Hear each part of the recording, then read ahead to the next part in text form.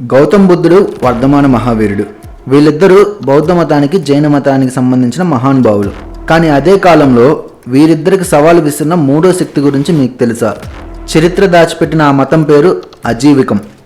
బౌద్ధ మతమైన జైన మతమైన మీ కర్మ మీ భవిష్యత్తుని డిసైడ్ చేస్తుందని చెప్తే అజీవికులు మాత్రం దాన్ని ఒక్క మాటతో కొట్టిపరేశారు.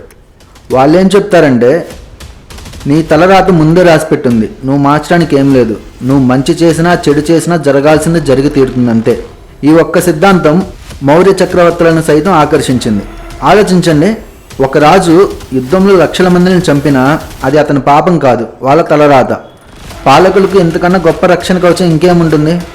అందుకే అశోకుడి తండ్రి అయిన బిందుసారుడు ఈ మతాన్ని గొప్పగా ఆదరించాడు. మరి చక్రవర్తుల్ని ఆకట్టుకున్న ఈ మతం ఇప్పుడేమైంది? బౌద్ధ మతం జైన మతం ప్రపంచవ్యాప్తమైతే అజీవిక మాత్రం చరిత్ర పుటల నుంచి పూర్తిగా ఎలా కనుమరుగైపోయింది? విధిని బలంగా నమ్మిన వాళ్ళ విధిలోనే వినాశనం రాసిపెట్టిందా?